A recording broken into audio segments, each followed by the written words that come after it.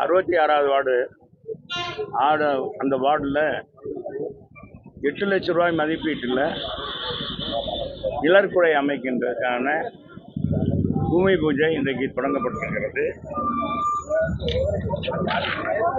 இதில் எங்களுடைய வட்டத்துடைய மாமன்ற உறுப்பினரும் வட்ட செயலாளருமான அருமை தம்பி கோச்சடை மாரிமுத்து அவர்களுடைய முயற்சியாலும் பகுதி செயலாளர் அருமை தம்பி பி.கே. முத்துவேல் அவர்களும் பி.கே.எஸ். அவர்களும் முயற்சி செய்து இந்த நிதியை பெற்றிருக்கிறார்கள். அது மட்டுமல்ல, இந்த வார்டிற்கு இதுவரை இல்லாத அளவிற்கு பல்வேறு பணிகளுக்காக இன்றைக்கு இந்த தொகுதியினுடைய சட்டமன்ற உறுப்பினர் என்ற அடிப்படையில் 2 நியாய விலைக் கடை 20 லட்சம் ரூபாயில் கட்டி கொடுத்து மக்களுடைய பயன்பாட்டுக்கு இப்போ இருக்கிறது. உங்கள் தொகுதியின் முதல்வர் என்ற அடிப்படையில், முதலமைச்சர் என்ற அடிப்படையில் அவருக்கு 10 கோரிக்கையில் ஒரு கோரிக்கையை மட்டும் இன்றைக்கு நிறைவேற்றி 1,30,00,000 ரூபாயில் மயான பணிகள் எவ்வளவு தூரம் நடந்திருக்கு? இன்னும் 3 மாதங்களுக்கு முடிவடைகிற மாதிரி மிக நவீன முறையில் அந்த மயானம் அமைக்கப்பட்டிருக்கு என்பதை தெரிவிச்சுக்கிறேன். அதே மாதிரி கோச்சோடைய மெயின் ரோட்டில் போர்வெல் அமைத்து 5 லட்சம் ரூபாய் போர்வெல் அமைத்து கொடுத்துருக்குறோம். இந்த அருகாமையில் இருக்க கண்மாக்கரையை தூர்வாரி அது நடைபாதை அமைப்பதற்காகவும் 4,50,00,000 ரூபாயில் அந்த திட்டம் மதிப்பீடு தயார் செய்யப்பட்டு மேற்கு தொகுதியில் எங்களுடைய சட்டமன்ற உறுப்பினருடைய உங்கள் தொகுதியின் முதல்வர் என்ற அடிப்படையில் முதலமைச்சர் பார்வையை கொண்டு சென்று 50 லட்சம் ரூபாய் ஒதுக்கப்பட்டிருக்கிறது. அதே மாதிரி லாரி செட்டு, மாநகராட்சி லாரி செட்டு நிறுத்த அருகாமையில் ரூபாய் 5 கோடியில் இந்த பகுதியில் வாழ்கிற மக்களுக்கு பூங்காக்கள் அமைத்து நடைபாதை அமைத்து கொடுப்பதற்காகவும் 5 கோடி ரூபாய் திட்ட மதிப்பீடு தயார் செய்யப்பட்டு இப்போ 5 கோடி ஒதுக்கியிருக்கிறதாக சொல்லுகிறார்கள். எந்த அளவுக்கு என்பது தெரியவில்லை. நான் நேற்றைய தினம் இன்னைக்கு பூமி பூஜை இருக்கிறதுனால கேட்டேன், அது சொல்லியிருக்காங்க என்பதை தெரிவிச்சுக்கிறேன். அதே மாதிரி அங்கன்வாடி மையம் 25 லட்சம் ரூபாயில் நல்ல முறை கட்டப்பட்டு செயல்பட்டு வருகிறது.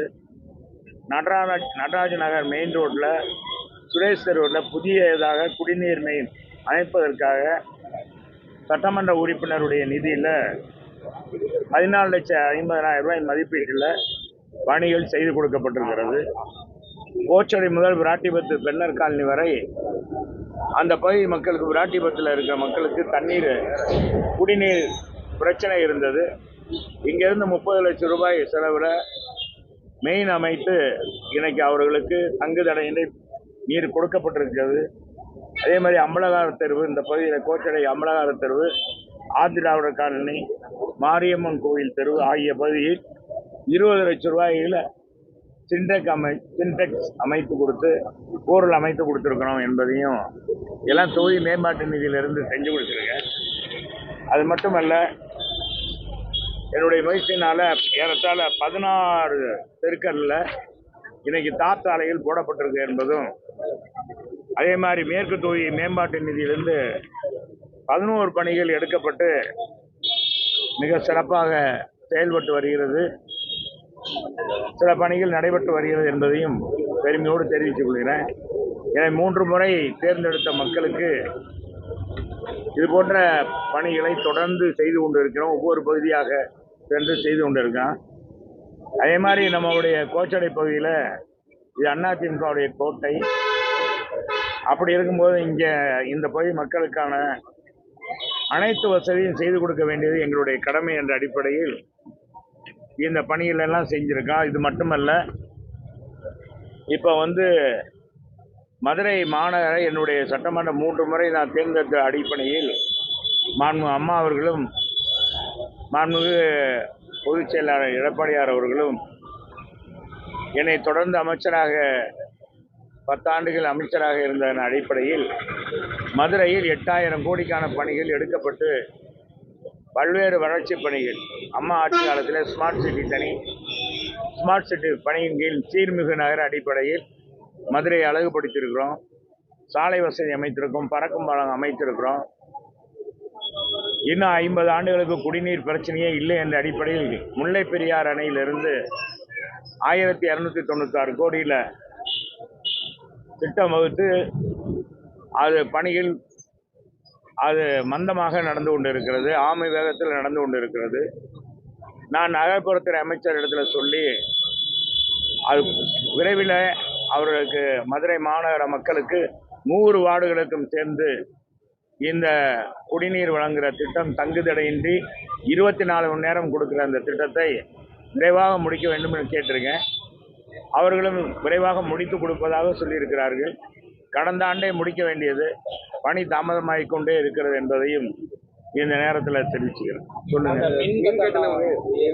இந்த மின்கட்டண உயர்வு குறித்து எங்களுடைய பொதுச் செயலாளர் என்னுடைய ட்விட்டர்லேயே நான் போட்டிருக்கேன், சில பேருக்கு அனுப்பியிருக்கேன், நீங்கள் பார்த்துருக்கலாம். நம்முடைய மாண்புமிகு முதலமைச்சர் எதிர்க்கட்சி தலைவராக இருக்கும்போது இந்த மின்கட்டண உயர்த்த வேண்டும் என்று சொல்லி மத்திய ஆணையம், மின்சார வாரிய ஆணையம், நீங்கள் இந்தந்த ஸ்லாப்பில் தமிழகத்தில் மின்சாரம் கட்டணம் உயர்த்த வேண்டும் என்று சொல்கின்ற பொழுது அதற்கான உத்தேசிக்கின்றத அதிகாரிகிட்ட வாங்கி கொண்டு அவர்கள் ஏற்றாத மின் கட்டணத்திற்காக நம்முடைய முதலமைச்சர் எதிர்க்கட்சி தலைவராக இருக்கும்போது கருப்பு சட்டை போட்டு குடும்பத்தோடு ஆர்ப்பாட்டம் பண்ணார். இன்னைக்கு அவருடைய ஆட்சி காலத்தில் பார்த்தீங்கன்னா ஆண்டுக்கு ஒரு முறை, இப்போ 3 முறை இவங்க வந்த பிறகு மின்கட்டணம் உயர்த்தியிருக்காங்க. இதில் பீக் ஹவர்ஸ் வேற, இது மாதிரி ஸ்லாப் சிஸ்டத்தில் வேற மின்கட்டண உயர்வு வச்சிருக்காங்க. மக்களுக்கு வரி மேல் வரி விதித்திருக்காங்க. இது போன்ற அதை முதலமைச்சர் செய்து கொண்டு இந்த 40 தொகுதியிலும் நாடாளுமன்ற தொகுதியிலும் வாக்களித்து வெற்றி பெற செய்த மக்களுக்கு பரிசாக ஒரு பக்கம் கொடுத்திருக்கிறார் என்பதுதான். இதுதான் உயர்வு, கட்டண உயர்வு தான் பரிசாக கொடுக்கப்பட்டிருக்கு என்பதை தெரிவிச்சுக்கிறேன். இப்போ அந்த மாதத்துல மட்டும் இந்த 10 நாள்ல 16 நாள்ல 10 கொலை நடந்திருக்குது. ஆமா, இப்ப மதுரையிலேயே பாத்தீங்கன்னா நடைபயணம் செல்வதற்கே பயமா இருக்கு. நான் கூட மாப்பிள்ள நீங்க எல்லாம் பகுதிக்கு இவரெல்லாம் காலையில நடைபயணம் செல்றவர் பகுதிச்சார் எங்க கருப்பசாமி கவுன்சிலர், ஆமா கவுன்சிலர் வேற போடுறது, நீ இவரும் போவாரு. நீங்க எல்லாம் போகாதீங்கப்பா, இடைத்தேர்தல் வந்துடும், அப்புறம் ஆளுங்கட்சியுடைய இது அவங்க அதுலேயும் நாங்க திராவிட மாடல் ஜெயிச்சுட்டோம்னு சொல்லிடுவாங்க. அதனால இப்ப நடைபயணம் செல்வதற்கே என்னன்னா அங்க போயிட்டு அவைத்தலைவர் பக்கத்துல ஏன்னா நடைபயணம் செல்வதற்கு பயப்படுற அச்சம் ஏற்பட்டிருக்கு.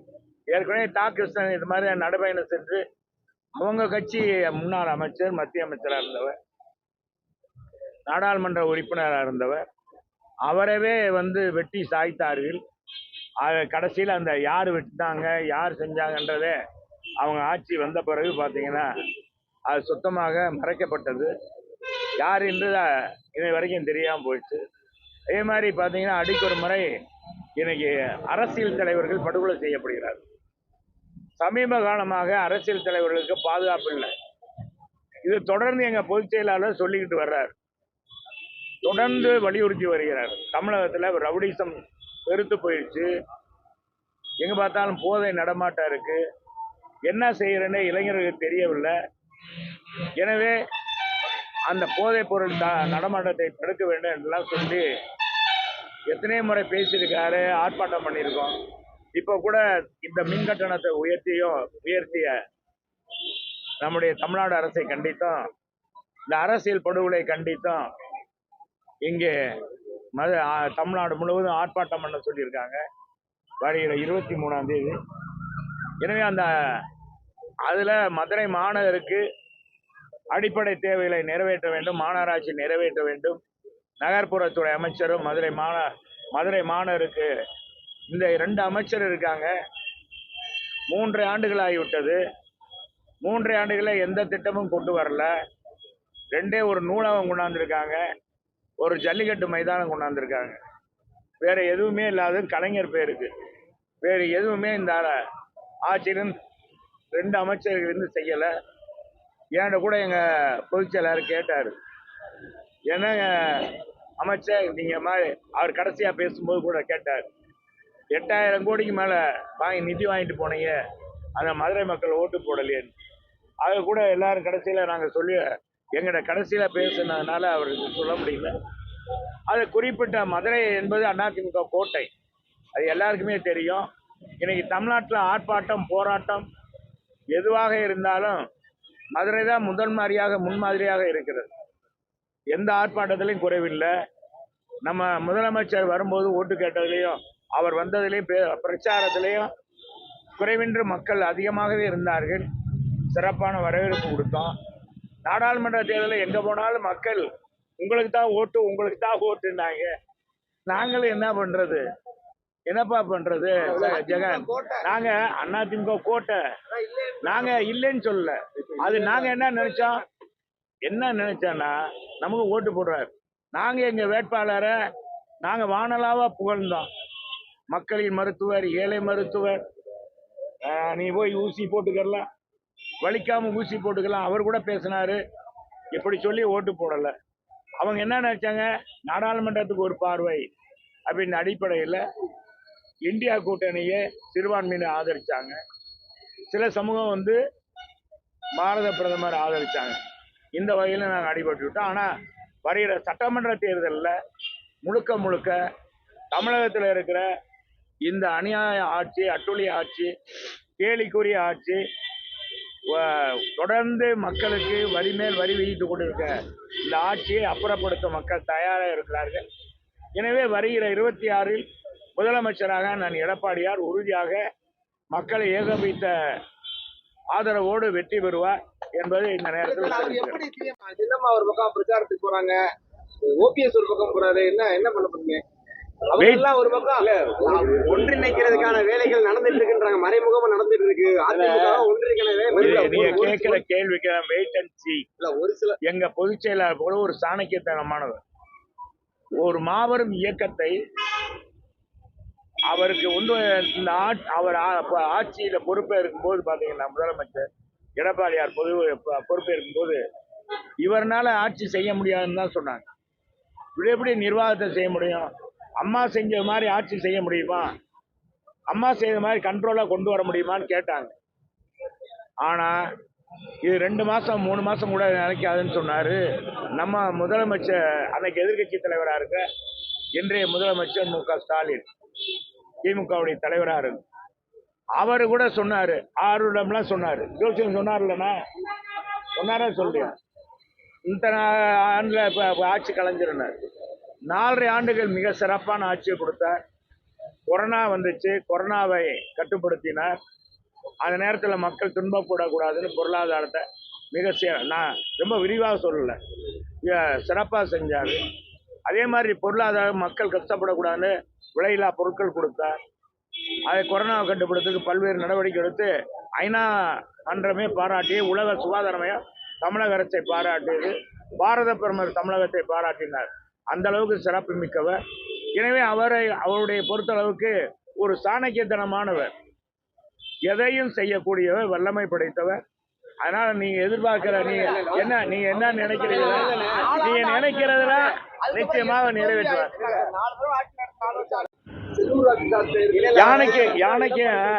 யானைக்கும் வந்து அடிசறக்கும் தம்பி, அதே நீங்க அதெல்லாம் எடுக்கக்கூடாது. யானைக்கும் அடிசறக்கும். இது இந்த தேர்தல் வந்து அளவுகோல் அல்ல, இது நாடாளுமன்ற தேர்தல். எங்க புரட்சி தலைவரும் தோற்று இருக்கிறாரு, எங்க அம்மாவும் தோற்று இருக்காங்க, சட்டமன்றத்தில் வெற்றி பெற்றிருக்காங்க. அதனால நாடாளுமன்ற தேர்தல் என்பது வேறு.